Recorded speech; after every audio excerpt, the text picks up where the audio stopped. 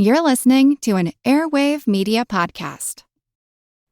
We're excited to talk about the University of Aberdeen and their online courses. It is the oldest university in Scotland, founded in 1495, and yet you can take their classes from the comfort of your own home and have 24/7 access to the learning material, no student visa required. Learn about the heritage of Scotland, the plagues, the witch trials, the history of the Second World War, the rise of political extremism, Jacobitism. Explore how Scotland's unique history, its culture and tradition have shaped global movements. And learn about the men, women, and children who have left Scotland's shores in a special online course, The Scottish Diaspora, led by award-winning tutor Marjorie Harper. Ready to transform your passion for history into a recognized qualification? Check out the University of Aberdeen online at on.abdn.ac.uk and search history. That's on.abdn.ac.uk and search history. Or click on the link in our show notes. It's obviously in the foreign policy sphere where Nixon makes his greatest achievement, one that survives and should survive despite Watergate. And one stands there and sees the wall going to the peak of this mountain and realizes that it runs for hundreds of miles, as a matter of fact, thousands of miles over the mountains and through the valleys of this country. That it was built over 2,000 years ago. I think that you would have to conclude that this is a great wall and that it had to be built by a great people. Nixon went to China, and you didn't do that then. Kennedy wanted to do it. This wasn't an incredibly new idea. He wanted to do it. Eisenhower made it clear in their pre-inauguration meetings. If he made any move towards communist China, Eisenhower wouldn't support him, and Kennedy craved Eisenhower's support, or at least his silence. Lyndon Johnson didn't want to be seen as red. He wasn't going near China. Nixon had to go to China. Working with Kissinger, they started opening up. You have to understand that China was once a dark place. It's not open to American visitors. You're not seeing TV from there. There's no businesses to speak of. Very hostile to the United States and all the statements and actions it's taking. I know there's some criticism of China now, but it's much more open, obviously, and you see much more of it, and people are going back and forth between China and the United States all the time. This is different. 20 years since Americans saw images of China on their television or in the newspapers. And then the President of the United States goes there. February 1972, the week that changed the world. 8-day television extravaganza, public relations coup for both China and the United States. Soon after their arrival, Nixon and Kissinger were summoned to a previously unannounced meeting with Chairman Mao. They didn't expect to see him. Kissinger later referred to it as their encounter with history. And they talk a bit, and then there's a formal banquet. They play America the Beautiful and Home on the Range in the Great Hall of the People. Nixon quotes Mao at the banquet, "Seize the hour, seize the day," raises his glass to Chinese hosts. We join the Chinese people, we the American people, in our dedication to this principle, that never again shall foreign domination, foreign occupation be visited upon this city or any part of China or any independent country in this world. The banquets send a clear and direct message to everyone watching. New relationships being forged. He tours communes, he tours schools, factories, hospitals. He's on Chinese media, and of course it's all on American media. It's in the official radio broadcast, which most people in China are listening to. This is calming relations between a hostile nation and the United States. And I don't think the gravity of that is clear now because we're so used to China. It gets all the press. But there's something that President Nixon does as well that doesn't get as much. He goes to Moscow.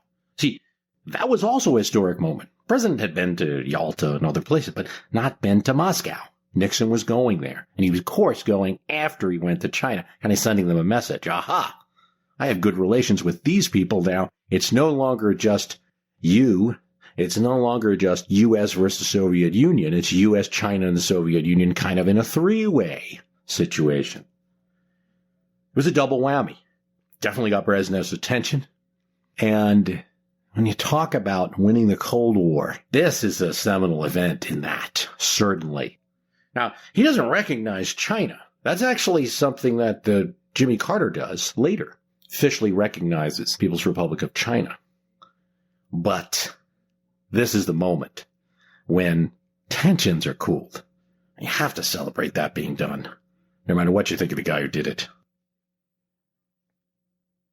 Sabina Hudson writes on the My History Can Beat Up Your Politics Facebook site, www.myhistorycanbeatupyourpolitics.com.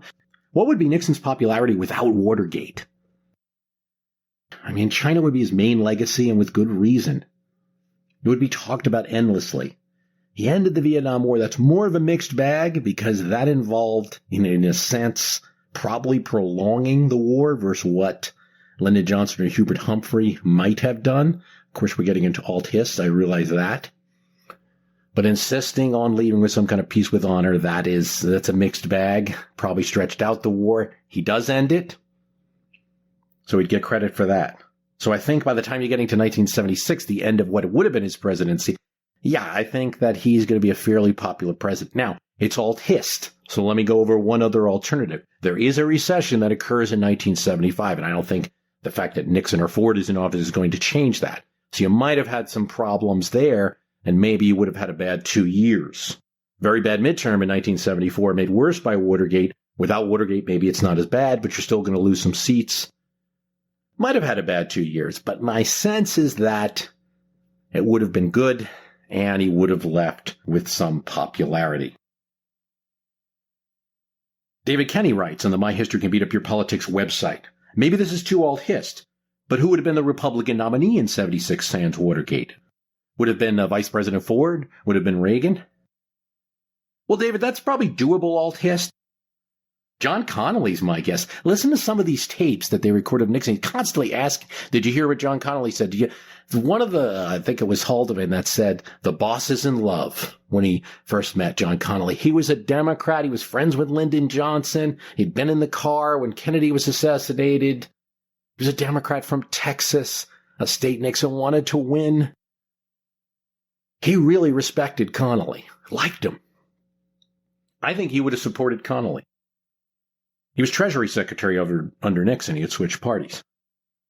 Ford would not have been a candidate. Yes, he probably would have been vice president, but Nixon only reluctantly agreed due to the 25th Amendment. He had to get Ford approved by the House and the Senate. And the Democrats in the House said, we want Ford. So Nixon approved. I don't think he would have been a person that he would have backed for the presidency. And I'm not sure he would have run if he was not the incumbent president as he was in 76.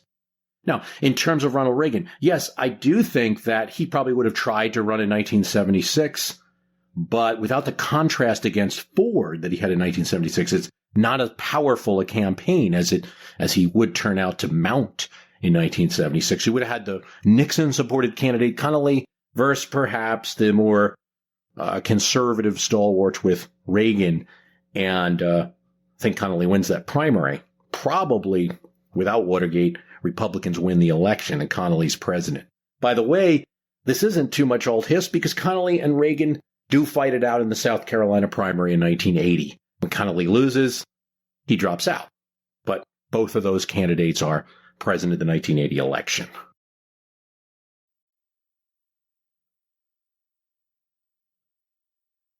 We remember Watergate, but for many now, Nixon just got caught. Well, that's sort of true. It's true that he taped better than anyone, so we have a better record of his sins, of the things he says, and some of them are horrible. But it's important to look at the Watergate issue. Because I don't think it really gets cleansed with more attention as some of the revisionists think. I think it does reflect a criminal presidency. And he paid for it. You can look and say, oh, Nixon did good things, went to China, went to the Soviet Union, this and that. But he also did this, and you can't take these things away. But history doesn't work that way. We remember the Watergate resignation. We remember the "I'm not a crook." But for many now, Nixon's just somebody who got caught. He didn't do anything other presidents have done. And that's true in some aspects. It's sort of true. There's something else that's true, that he taped himself better than any other president, so we have a better record of his presidency, including his sins, than we have of anyone. So listen to any of the tapes and you will hear some pretty bad things about people, ethnic groups, Jews, Democrats, other politicians, members of his own cabinet. Nixon doesn't play well in those tapes in 2014. But we do have to remember that the other presidents, for the most part, don't play at all. I mean, there's some tapes of the Kennedys and some tapes of FDR out there. There's some tapes of Lyndon Johnson when he chose to record them. So to be objective, we have to guard against thinking that way, hating Nixon because what we hear on those tapes. And since, guess what? Presidents since Nixon stopped taping themselves, it's as much of a president as we're going to hear that intimately as any. So, with all of that in mind, let's look at Watergate. Watergate needs to be seen not just as a political scandal, or just Nixon not telling the truth to the public, to the news, to the TV, lying to Congress, though it involves things like that.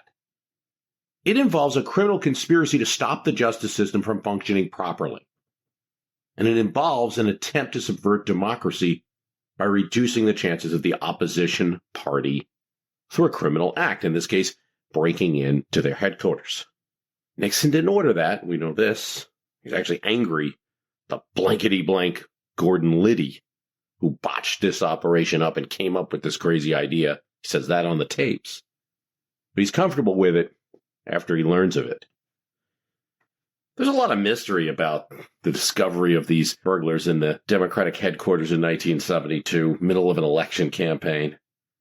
Joe Dweck writes on the My History Can Beat Up Your Politics Facebook fan site, fans of My History Can Beat Up Your Politics. Hiya, Bruce Carlson. The central question of why was Watergate burglared is important to me. From the best I can tell, Nixon wanted intel on Howard Hughes through Larry O'Brien, who was Hughes' lawyer and whose office was in Watergate. Nixon was way ahead in the polls and had no reason to otherwise spy on the Dems. So asks Joe Dweck. Thanks, Joe.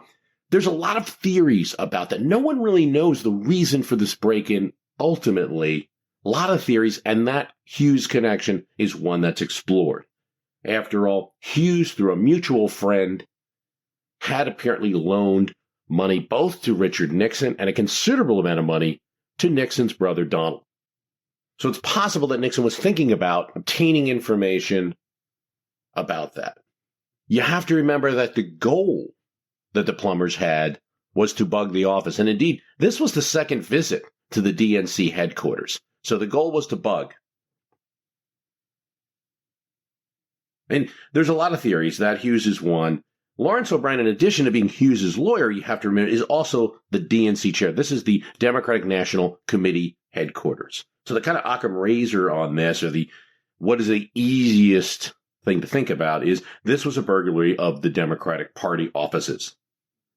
And you're right that at its base level, Watergate makes no sense. I mean, Nixon was about to trounce McGovern at the polls. But you also have to remember that no campaign manager, no incumbent president, especially an incumbent president with the kind of paranoia that is evident in Nixon, thinks that way. Yes, that was the result on Election Day. But they were afraid. I mean, especially of the new 18 to 20-year-old voters. This is the first presidential election, 1972, where they're allowed to vote. And there's something else. Nixon's people on the campaign side are very interested in seeing if Lawrence O'Brien, kind of, friend of the Kennedys, representative of the traditional Democratic Party with connections to labor, and McGovern are patching things up. See, a lot of the traditional Democrats thought McGovern was too radical, and he had unseated many of the traditional Democratic delegates at the DNC convention in Miami Beach in 72, so they were angry about that. They want to see if Lawrence O'Brien and McGovern are patching things up because that's going to tell a lot about the election. This, to me, seems like the most likely explanation for the Plumbers operation, but there could have been secondary benefits like the ones you're talking about. Of course, we have to remember, nobody catches Nixon with a ski mask at the Watergate Hotel. It's most likely true that Nixon didn't order the break-in directly. In fact, as I mentioned, he's on tape criticizing the whole operation after it gets bungled. But there was never a trial, and not everything Nixon did is on the tapes. I mean, most of it, because the taping system was very good, but he presumably could have meetings off tape. So, as much tape as there is with Nixon, you also have the question of what was done outside the tape. But it's likely he didn't know about it, didn't order it. But according to Nixon's White House counsel, John Dean, and Jeff McGrawder, who was deputy of the committee to re-elect the president and took some of the heat initially for Watergate, there was an atmosphere created. It was created by Attorney General John Mitchell being upset every time Gordon Liddy came up dry without information, in this case about Lawrence O'Brien, head of the DNC. Both of them say that, Dean and McGrawder. Literally from day one, Liddy went back on his own initiative, especially the second time because he had been chewed out by Mitchell. Dean explains, it's not really an order, it's really a dissatisfaction expressed by Mitchell until it became apparent what he had to do. I think there's no question that G. Gordon Liddy had the impression, Dean says, that he was to go into the DNC. Dean says that there was an impression created that it was necessary to nail O'Brien. Maybe to come up with something so that if he had something, they had something to counter blackmail with him. All these things are possible. You have to remember, Lawrence O'Brien's tax returns were audited 3 times by Nixon's instructions. So, then if we're talking about John Mitchell bugging G. Gordon Liddy about this, where does that come from? Just on his own? Nixon most likely expressed his concerns to Mitchell about it. Earlier in the presidency, and just in case we think that a burglary or a covert operation like that is so far-fetched, earlier in his presidency, when the tapes are first installed, Nixon's on there asking his staff if they can do a burglary job in the Brookings Institution. There's some papers in there that he thinks people can blackmail him with. And it has to do with the election of 1968. We'll talk about that in a minute. Yet, and this is the overwhelming thing about Watergate, is the cover-up. You know, as John Dean says, he's involved within hours of the burglary. And it's not just like, let's spin this for a good way. It's a conspiracy to ensure that a judge did not have the correct information and that individuals perjured themselves, and it reached out of control. We had become something of a criminal cabal, Dean writes, weighing the risk of further criminal action to prevent the worst, while hoping something might unexpectedly occur that would resolve the problem. It's bizarre. The whole thing was bizarre then, Dean says.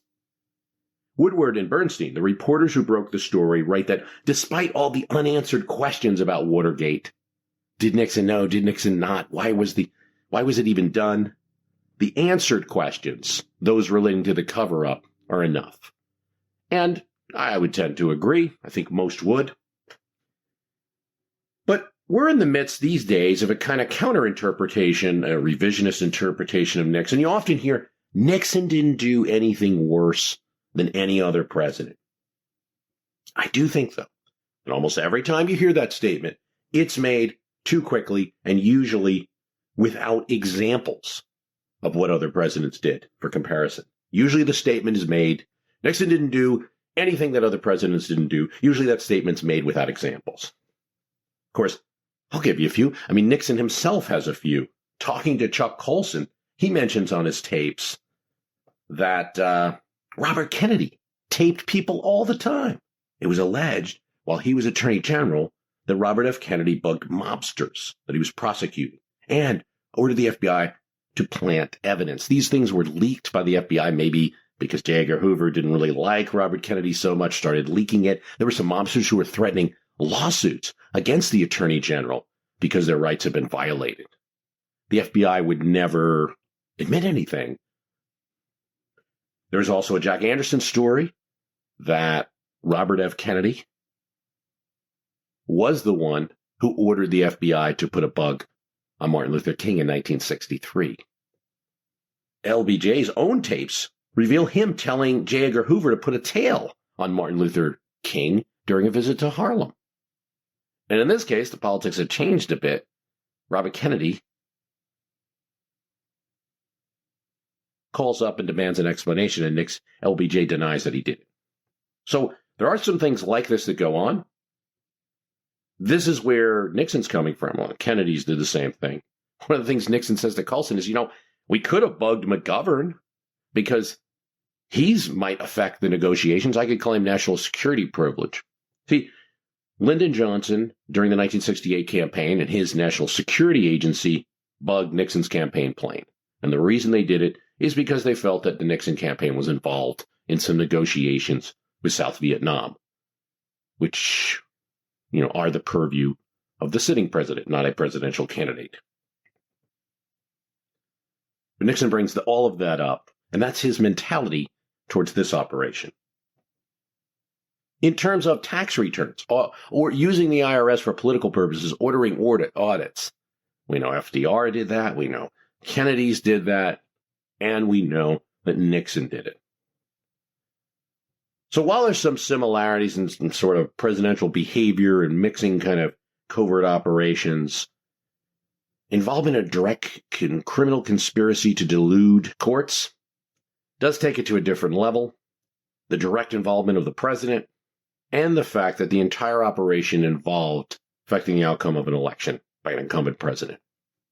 I think if you're looking for a reaction from an objective person, we go back to July 25th, 1974. And you've got the House Committee on Impeachment. Caldwell Butler, probably the last person on the earth that you think would oppose Nixon. Nixon's friend. He's from Virginia. He's from a solid Republican seat. In his district, people are pro-Nixon still. He's up for re-election, Caldwell Butler. Here's what he says. For years, we Republicans have campaigned against corruption and misconduct in the administration of the government of the United States by the other party. But Watergate is our shame.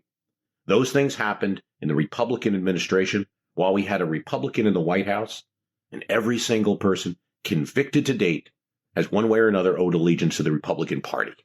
We cannot indulge ourselves in a luxury of patronizing or excusing the misconduct of our own people. These things have happened in our house, and it's our responsibility to do what we can to clear it up. It is we, not the Democrats, who must demonstrate that we are capable of enforcing the high standards when we set them. In short, power appears to have corrupted. It's a sad chapter in American history, but I cannot condone what I have heard. I cannot excuse it, and I cannot and I will not stand for it. All of this speech made before the revelation of that smoking gun tape. Caldwell Butler heard his political career bit in Virginia, and I think that's the lesson of Watergate, that it was when members of Nixon's own party stood up, and it really became an American issue, and it became the two branches against one, which is often the only way things get done in American politics. When the Supreme Court stood up, said you have to release the tapes, Congress stood up and said, we're likely to impeach here. That's when the executive branch had to resign. It's a courageous speech, and we should all look at Butler and his speech when we think about politics. There's a funny story about that. After I read this really grave speech that just a few weeks before, one of his constituents had asked him to see the president, and Caldwell Butler goes in and brings his constituent to see the president and ask about a matter, and pleasant words exchanged. This wasn't done out of animosity. It was just done about what was right.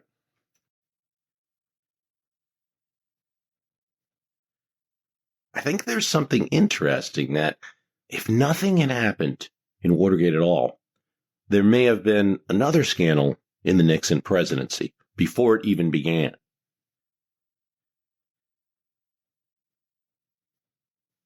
Hello. Good morning, Mr. President. How are you, my friend? Well, I've got one this morning that's pretty rough for you. We have found that our friend, the Republican nominee, our California friend, has been playing on the outskirts with our enemies and our friends both. He's been doing it through rather subterranean sources here. One that never would have gotten press, never remembered during his presidency, but is developing in historical discussions as more facts come out. Today's show is brought to you by Vanguard. To all the financial advisors listening, let's talk bonds for a minute. Capturing value in fixed income is not easy. Bond markets are massive, murky, and let's be real, lots of firms throw a couple of flashy funds your way and call it a day. But not Vanguard. Vanguard bonds are institutional quality, and institutional quality is not a tagline. It's a commitment to your clients. It means top-grade products across the board. The lineup includes over 80 bond funds, and they're actively managed by a 200-person global squad of sector specialists, analysts, and traders. So if you're looking to give your clients consistent results year in and year out, go see the record for yourself at Vanguard.com/audio. That's Vanguard.com/audio. All investing is subject to risk. Vanguard Marketing Corporation, distributor. This episode is brought to you by... Oops! I've got a box of Cheez-It crackers staring at me, and I just wanted that irresistible cheesy crunch. Sorry, that was a total snacksident. What was I supposed to be talking about? So salty, so crunchy, so cheesy. Whoops! Lost my train of thought. I've heard of brain freeze, but brain cheese? I'll just have one more Cheez-It cracker, and then I'll get back to it. And he has been saying to the Allies that you're going to get sold out. You better not give away your liberty just a few hours before I can preserve it for you. Mrs. Chenault is contacting their ambassador. Now, this is not guesswork. We talked about how we don't know Nixon directly ordered the burglary in the DNC headquarters and probably didn't. Most likely didn't. On the tape, though, on his tapes, there's a direct reference to breaking into the Brookings Institution in Washington, D.C. Blow the safe and get it, the president says. And what he means he's talking about is a file of secret government documents relating to the 1968 bombing halt, which had been transferred after Lyndon Johnson's presidency to the Brookings Institution. Henry Kissinger, who he's talking to, said, "What good will it do you, the bombing halt file?" To blackmail him, Nixon says. Nixon had halted the bombing of North Vietnam less than a week before Election Day. Nixon always thought that Lyndon Johnson did this for political reasons. The race in 1968 was so tight, but it became tight between Hubert Humphrey and Richard Nixon in the last week. Voters didn't take Hubert Humphrey seriously, particularly the protesting voters. He had a little labor support. That was about it. Traditional Democratic voters. That was about it. When it came time to the protest vote, Hubert Humphrey didn't have their support after the Chicago Convention until he makes a speech in Salt Lake City hinting that he's going to go for unconditional bombing halts. LBJ joins in a week before the election and announces a bombing halt and that negotiations are coming. Okay. What happens is there are some statements from Van Thieu, the leader of South Vietnam, that he may not attend a conference. The Nixon campaign goes right out with that over the weekend. between the announcement of the bombing halt and Election Day, saying, hey, things aren't exactly as the president had said. Look at Thew's statement. We have information that there isn't going to be a peace conference as easy as what it seems. So the campaign got very involved in foreign policy. But behind the scenes, there was a interesting development. And from the incumbent President Lyndon Johnson's point of view, he had very little doubt that Nixon, through operatives, had reached to South Vietnam and told them to hold off participating in the president's peace conference. Everett, how are you? All right. I want to talk to you as a friend and very confidentially because I think that we're skirting on dangerous ground, and I thought I ought to give you the facts, and you ought to pass them on if you choose. If you don't, why, then I will a little later. Yeah.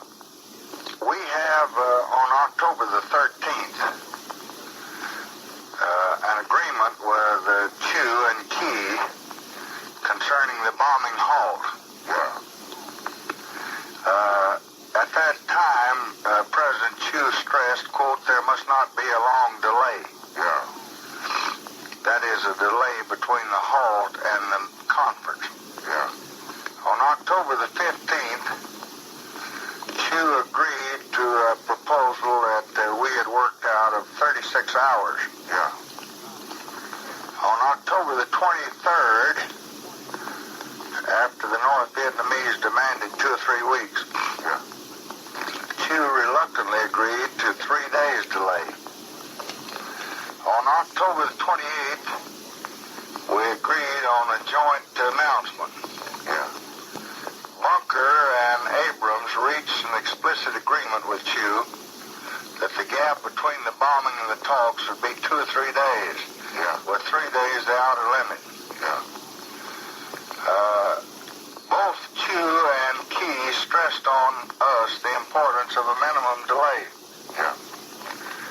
Then we got some of our friends involved. Some of it your old China crowd. Yeah. And here's the latest information we got. The agent says that they just talked to the boss in New Mexico. And that he says that you must hold out. That just hold on until after the election. We know what Chu is saying to them out there. Yeah. We're pretty well informed on both ends. Yeah. Nixon's man traveling with him today said, quote, that he did not understand that Chu was not aboard. Yeah.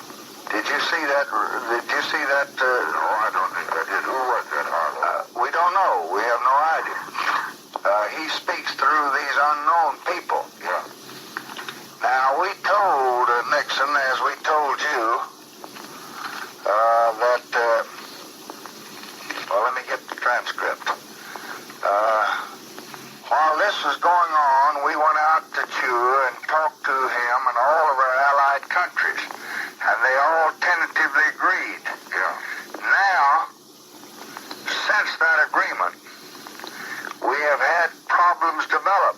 Now, I'm reading their hand, Everett. I don't want to get this in the campaign. That's right. And they oughtn't to be doing this. This is treason. I know. LBJ is livid about this. He's besieged by the Vietnam War and his presidency. He wants to make it right in the tail end. And he felt strongly, partially because of the Nixon campaign's antics, that he was denied that chance. So now, you're talking about this Nixon's president, and he's asking about a burglary of the Brookings Institution, trying to get these files. Throughout the 1968 campaign, Nixon publicly promises not to interfere with the Paris talks. We all hope in this room that there's a chance that current negotiations may bring an honorable end to that war. And we will say nothing during this campaign that might destroy that chance. That's what Nixon says in the 1968 Republican Convention in Miami. But a week before Election Day, Johnson gets a tip that Nixon was trying to sabotage these negotiations. Comes from a highly credible source. Alexander Sachs, chief economist for Lehman Corporation, informed Johnson that he had learned from Wall Street colleagues closely involved with Nixon that the Republican nominee was trying to frustrate the president by enticing Saigon to step up its demands. By that point, apparently, North Vietnam had accepted Johnson's terms, so a deal was close. South Vietnam privately, according to the president, Lyndon Johnson, had also accepted his terms. Here's what he says to Nixon. Hello? Mr. President? Yes. Dick Nixon. Yes, Dick. I just want you to know that I got a report from Everett Dirksen regarding your call. And I just went on the press. And I said that on the press that I had given you my personal assurance that I would do everything possible to cooperate both before the election and if elected after the election. And that if you felt, the Secretary of State felt that anything would be useful that I could do, that I would do it, that I felt. Now here's the history of it. I didn't want to call you, but I wanted you to know what happened. The UPI ran a story quoting, I guess it was Spink, said a highly placed aide to Nixon said today the South Vietnamese decision to boycott the Paris talks did not jibe with the assurances given the major presidential candidates by Johnson. Then it says Nixon said the advisor felt that Saigon's refusal to attend the expanded negotiation could jeopardize the military and diplomatic situation in Vietnam and domestically reflect the credibility of the administration's action to halt the bombing in North Vietnam. Now, I went back. I want to give you the dates of these things. Now, the other day, we had talked to Chu on October the 13th and stressed that we had to have these points, and he agreed. On October the 15th, we reviewed it with him again, and he bumped to a 36-hour period between stopping the bombing and the conference. On October the 23rd, he agreed to a 3-day delay. On October the 28th, we agreed to the communique that we would both make a joint announcement. Right. When and if we could clear it with them, get them signed on. Then the traffic goes out that Nixon will do better by you. Now, that goes to Chu. I didn't say, as I said to you the other day, I didn't say that with your knowledge, I hope it wasn't. So, when LBJ receives this word, he asks the National Security to start bugging South Vietnamese, to give him the information from a bug that already exists on Van Chu's office in South Vietnam, and he orders a bug of Nixon's campaign plane, where everything's being run from. Here's what they get from Van Chu's office. Van Chu says, I'm still in contact with the Nixon entourage, which continues to be the favorite, despite the uncertainty provoked by the news of an imminent bombing halt. I explained our firm attitude. Now, attention in this focuses on Anna Chenault, who is an Asian-American Republican fundraiser who has contacts in the South Vietnamese government. The FBI tails her. Doesn't take long to hit pay dirt. 3 days before the election, the FBI sends the White House this report. Mrs. Anna Chenault contacted Vietnamese ambassador Bui Diem and advised him that she had received a message from her boss, not identified in this case, which her boss wanted to give her personally to the ambassador. She said that the message was that the ambassador was to hold on. We are going to win. He understands all of it. That day, President Chu announces South Vietnamese would not send a delegation to the Paris peace talks, rendering any settlement in the war impossible for the time being and stalling a little surge that Humphrey had in the polls. According to Lyndon Johnson in a phone call to his friend in the Senate, a Republican, Everett Dirksen of Illinois, he says, this is treason. The Logan Act prohibits private citizens from interfering with the negotiations of the U.S. and foreign powers. Now, this is not a scandal that erupted while Nixon was president or even that much in his life afterwards. So we don't have a great Nixon side of the story or defense. But to the extent that Nixon comments on it in his memoirs, it's simply that Van Chu was just following his natural political instincts. He feared that if Humphrey got elected, they would abandon South Vietnam. And he's the leader of South Vietnam. Why wouldn't he want Nixon to win? That's the Nixon take on it. Anna Chennault in 1980 writes a memoir, and she states that she directly liaisoned with John Mitchell via direct personal numbers that were changed every several days. Nixon thanked her in 1969. She complained, and Nixon said, "Yes, I appreciate that. I know you're a good soldier." Diem, the Vietnamese ambassador to the United States, who fled to the United States after 1975, he recounted a private meeting with Nixon at the Hotel Pierre in New York City, July 1968, attended by John Mitchell and Chennault. Nixon thanks him for his visit and added that his staff would be in touch with him through John Mitchell and Anna Chennault. And Nixon directly says to Bui Diem that he would see that Vietnam gets better treatment from me than under the Democrats. So you have all of this information, and you have this buried story of an infuriated incumbent president. But Johnson never goes public with what he learned. The best that he does is he calls up Senate friends, then he has a confrontation with Nixon directly on the phone, gives the information to Hubert Humphrey. Hubert Humphrey decides, last days of a campaign, are we going to unleash this monster of a scandal? It could backfire. I'm starting to see a surge in the polls anyway. It's not good for the country anyway to reveal this type of news story that a candidate might be interfering with foreign policy, with negotiations, and he doesn't bring it up.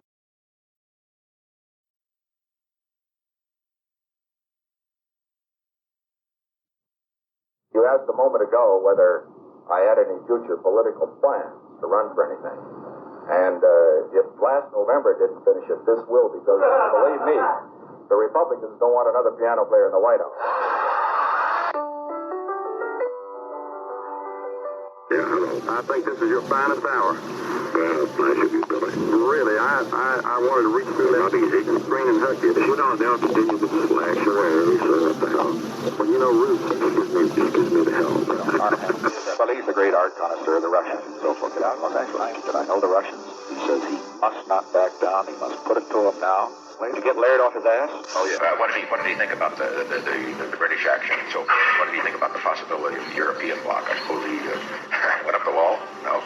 Oh, hell, yes, what you talked about.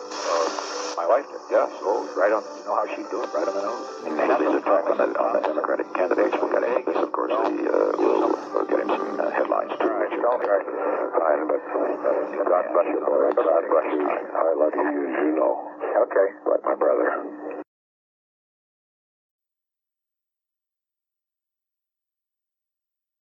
I'm not enamored with the quick thoughts on Nixon. Comments like, oh, he was a crook. Get out of here. Oh, why even talk about him? Oh, Nixon, Watergate. Criminal. There's no president can be treated that simply. I think he was a Republican moderate that operated a careful balance in domestic policy, and sans Watergate might have made substantial changes on problems we're still wrestling with today. I think he made a huge contribution to the foreign policy of the United States that, along with Kennedy's Cuban Missile Showdown, Ford and Carter's human rights PR wins, Reagan's handling of Brezhnev and Andropov and Chernyshov, and his correct read on Gorbachev, along with all of those actions of other presidents, Nixon's moves on foreign policy made a contribution to make the United States a safer place.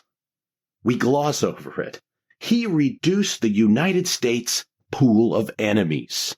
By God, you might think a statue would be built of them. You might think you could walk into D.C. and see the Nixon Monument for something like that. Listening right now, I know you're either in two camps.